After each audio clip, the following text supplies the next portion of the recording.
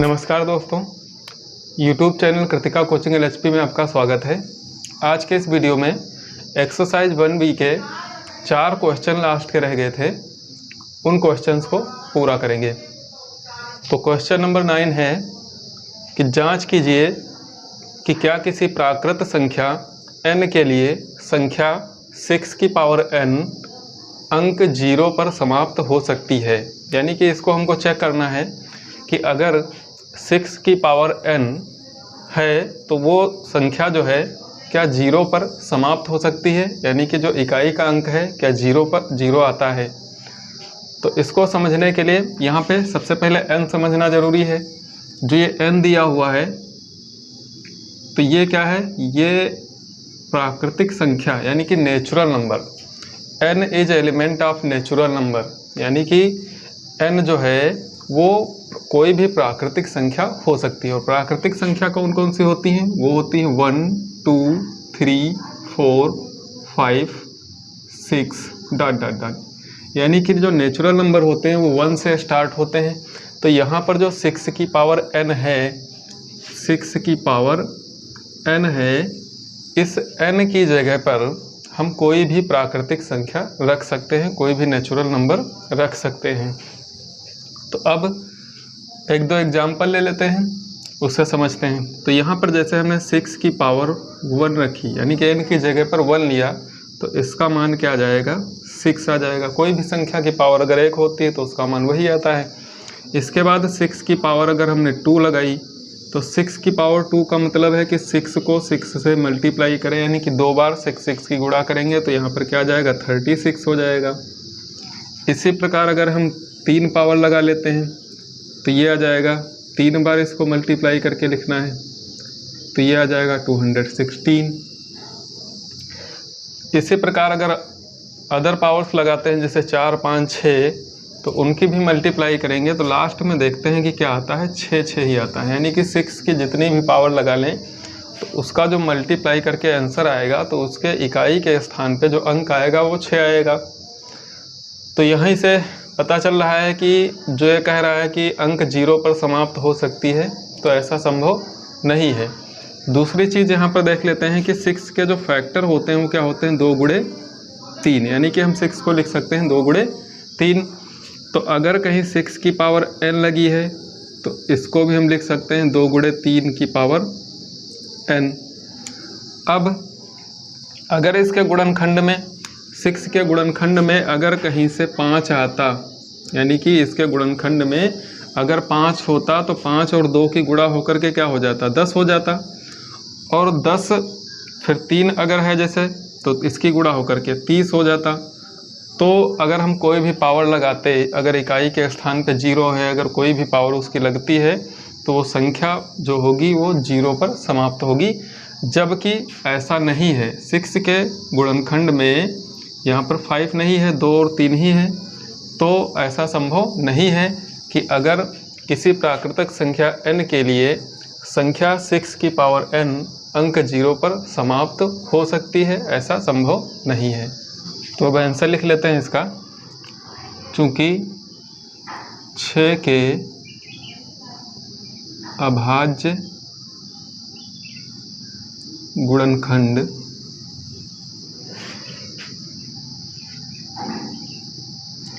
क्या होते हैं? 2 गुणे 3, इसलिए 6 की घात जो n लगी हुई है इसके भी जो गुणनखंड होंगे ये हो जाएंगे 2 गुणे 3 की घात n। इससे क्या स्पष्ट हो रहा है? स्पष्ट है कि 6 की घात n के गुणनखंड में 5 नहीं है, 5 नहीं है। अतः यह संभव नहीं है कि किसी प्राकृत संख्या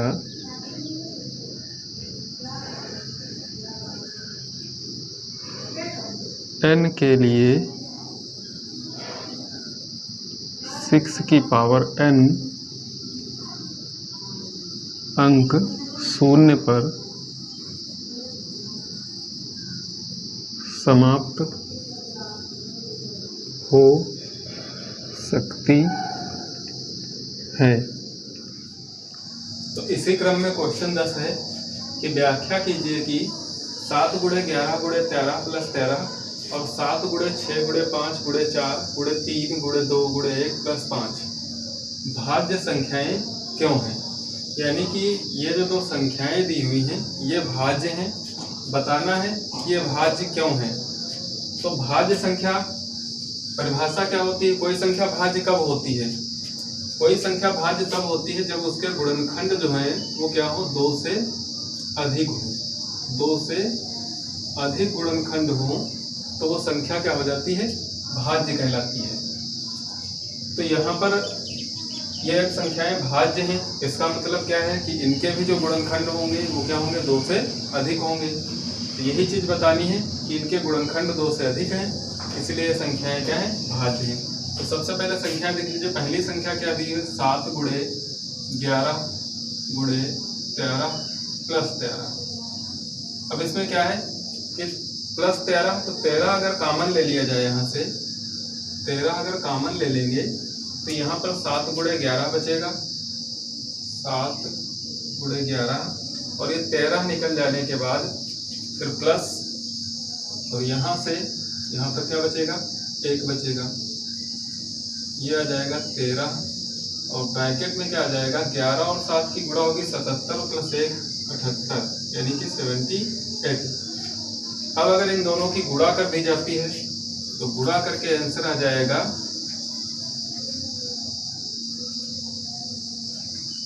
1014।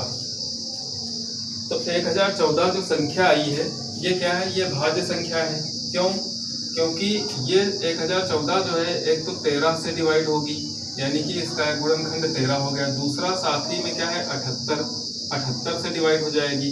क्यों, क्योंकि 13 गुणे 78 बराबर आया है 1014, यानी कि ये जो संख्या 1014 आई है ये 13 से डिवाइड होगी और 78 से डिवाइड होगी, तो 2 गुणनखंड इसके तो यहीं पे हो गए।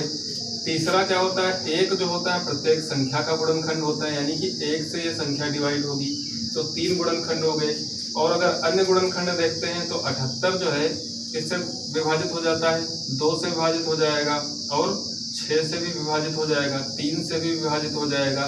तो अगर 78 2, 6 और 3 से विभाजित हो जाता है तो इसका मतलब क्या है कि ये संख्या भी 2 से, 3 से और 6 से विभाजित होगी। तो एक गुणनखंड, दूसरा गुणनखंड, तीसरा गुणनखंड, यहाँ पर 4, 5, 6 इस प्रकार कई गुणनखंड हो गए। तो कोई संख्या भाज्य कब होगी, जब उसके गुणनखंड 2 से अधिक हों। तो यहाँ पर हम देख रहे हैं कि इसके जो गुणनखंड है 2 से अधिक हैं, इसलिए संख्या क्या है, एक भाज्य संख्या है। इसी प्रकार दूसरा जो इसमें संख्या दी हुई है 7 गुणे 6 5 गुणे 4 गुणे 3 गुणे 2 गुणे 1 प्लस 5। तो इसमें भी क्या करना है, प्लस में 5 है इसलिए 5 हमको कॉमन ले लेना है। तो 5 अगर कॉमन ले लेते हैं तो बाकी की संख्या बच जाएंगी 7 6 4 3 2 और प्लस 1। इनकी गुणा कर लेंगे तो गुणा इनकी आ जाएगी, 2 और 3 की गुणा करेंगे 6 और 6 और 4 की गुणा होगी 24 और 24 और 6 की गुणा करेंगे तो 24 गुणा 6 144 आ जाएगा। 144 में 7 से गुणा कर देंगे तो ये आ जाएगा 1008। अब इसमें प्लस कर देना है 1 तो ये हो जाएगा 1009। ये आ जाएगा 1009। तो यहाँ पर भी देख रहे हैं अगर इनकी गुणा की जाए 1009 की तो ये आ जाएगा 5 और 9 की गुणा होकर के 45, 0 और 5 यानी कि 5045 एक संख्या आ गई। तो 5045 जो संख्या है वो क्या है, 5 और 1009 का गुणनफल है, यानी कि 5 की और 1009 की गुणा की गई तो आ गया 5045। तो ये दो गुणनखंड तो पहले से है इस संख्या के, और अगर तीसरा गुणनखंड इनका 1 ले लें, ठीक, तो 3 गुणनखंड हो गए। और प्रत्येक संख्या जो होती है स्वयं की गुणनखंड होती है, तो 5045 भी 5045 का एक गुणनखंड होगा। तो इस प्रकार कम से कम 4 तो यही गुणनखंड हो गए। तो देख रहे हैं कि गुणनखंड इसके जो 5045 है इसके गुणनखंड क्या आए हैं, 2 से अधिक आए हैं। तो इसीलिए जो संख्या है ये क्या हो जाएगी, भाज्य संख्या हो जाएगी। अगला क्वेश्चन नंबर 11 है। तो क्वेश्चन हम बोर्ड पर न लिख करके तो उसको मौखिक रूप से पढ़ रहे हैं क्योंकि ये बड़ा क्वेश्चन है। तो क्वेश्चन एक बार पढ़ दें। क्वेश्चन में लिखा हुआ है कि किसी खेल के मैदान के चारों ओर एक वृत्ताकार पथ है, यानी कि कोई खेल का मैदान है और उस मैदान के चारों तरफ क्या है, एक वृत्ताकार पथ है। इस मैदान का एक चक्कर लगाने में सोनिया को 18 मिनट लगते हैं, और जबकि इसी मैदान का एक चक्कर लगाने में रवि को 12 मिनट लगते हैं। यानी कि एक लड़की है सोनिया, तो सोनिया को लगते हैं 18 मिनट और रवि को लगते हैं 12 मिनट। इस मैदान का जब सोनिया चक्कर लगाती है तो उसको 18 मिनट लगते हैं, और जब रवि चक्कर लगाता है तो उसको 12 मिनट लगते हैं। तो मान लीजिए कि वह दोनों एक ही स्थान और एक ही समय पर चलना प्रारंभ करके एक ही दिशा में चलते हैं। यहाँ पर क्या मानना है कि वो एक ही स्थान से, तो मान लीजिए इस पॉइंट से दोनों चलना प्रारंभ किए, तो एक ही स्थान से एक ही दिशा में चलना प्रारंभ करते हैं, और साथ में समय भी एक ही समय पर वो चलना प्रारंभ करते हैं। तो कितने समय बाद वे दोनों पुनः प्रारंभिक स्थान पर मिलेंगे। तो ये चक्कर लगाने के बाद कह रहा है कि कितने समय के पश्चात वो पुनः जो है उसी प्रारंभिक स्थान पर एक साथ मिलेंगे। तो प्रश्न हो गया, अब इसको हल कर लेते हैं।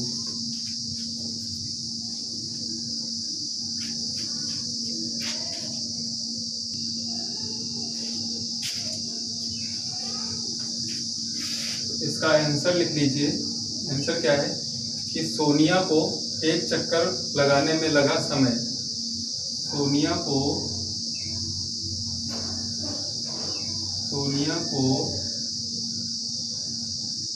एक चक्कर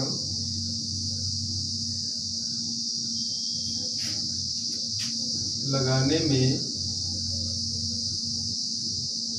लगा समय बराबर कितना है, 18 मिनट का। इसी प्रकार रवि को एक चक्कर लगाने में लगा समय बराबर कितना, 12 मिनट का। अब चूंकि है क्या यहाँ पर कि दोनों एक ही स्थान से एक ही दिशा में और एक ही समय में चलना प्रारंभ करते हैं, तो इस कंडीशन में क्या करते हैं, हमेशा एलसीएम निकालते हैं। तो जब 18 मिनट और 12 मिनट का है, इसका हम क्या करेंगे, एलसीएम निकालेंगे। तो एलसीएम निकालने के लिए इनके अभाज्य गुणनखंड कर लेते हैं। तो 18 के गुणनखंड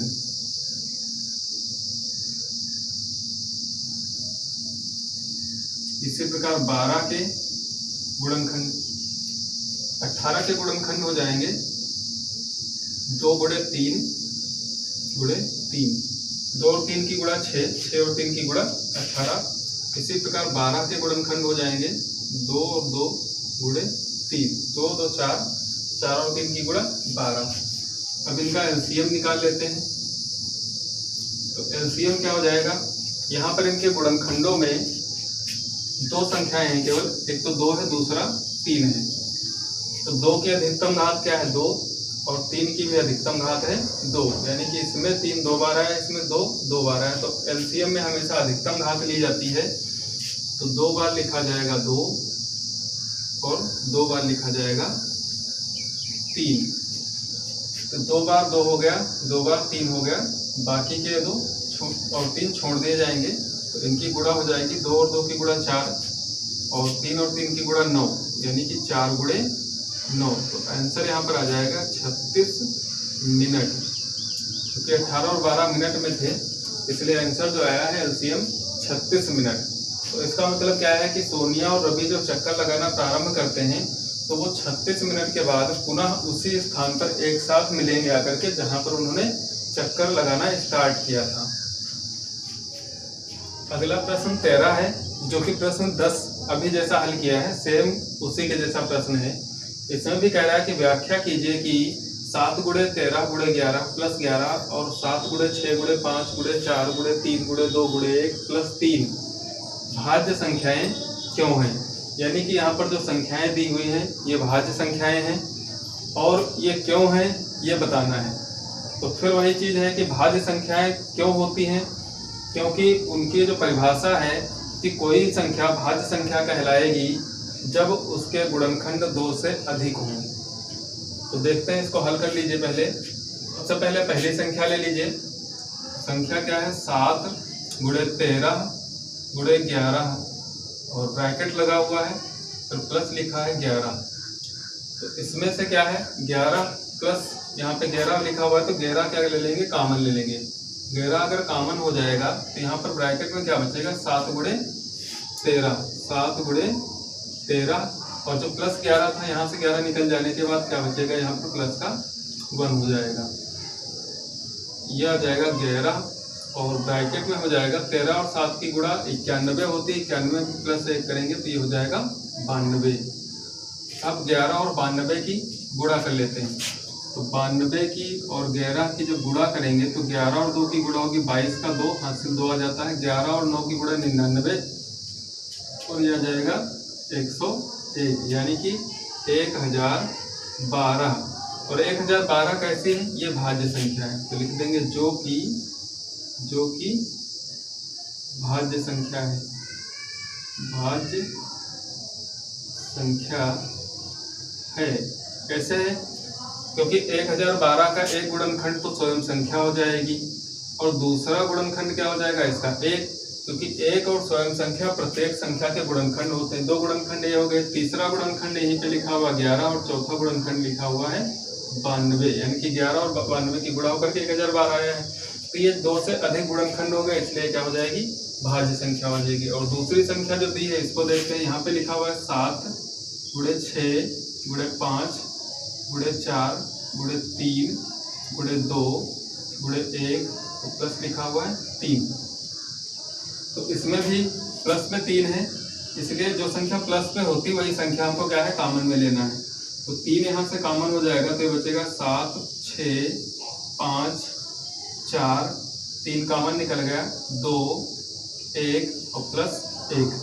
अब इन सब की क्या करनी है, गुणा कर लेनी है। तो 3, अब गुणा में 7 और 6 की गुणा 42, 42 और 5 की गुणा करेंगे तो 42 गुणे 5 ये आ जाएगा। 5 और 2 की गुणा 10 और 5 और 4 की गुणा 20 और 1 21, 210 आ जाएगा।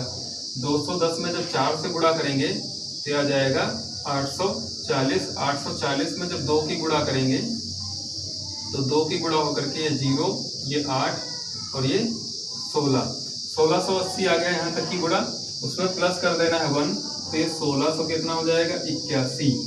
अब 1681 में 3 की गुणा करा देते हैं तो 3 और 1 की गुणा हो जाएगी 3, 3 और 8 की गुणा हो जाएगी 24 और 3 और 6 की गुणा हो जाएगी 18। 18 में 2 हाथ से जुड़ेगा तो 20 का 0 लिखेंगे, फिर हाथ से 2 आएगा, 3 और 1 की गुणा 3, 3 और 2 कितना हो जाएगा 5, यानी कि 5043। तो यहाँ पर भी देख रहे हैं 5043 क्या है, भाज्य संख्या है। कैसे, क्योंकि एक गुणनखंड इसका 5043 होगा, दूसरा गुणनखंड इसका 1 होगा, तीसरा गुणनखंड 3 होगा और चौथा गुणनखंड 1681। इन दोनों का गुणनफल ही है। तो यहाँ पर 4 गुणनखंड कम से कम दिख रहे हैं, इसलिए क्या हो जाएगी, ये क्या है, भाज्य संख्या है, भाज्य संख्या।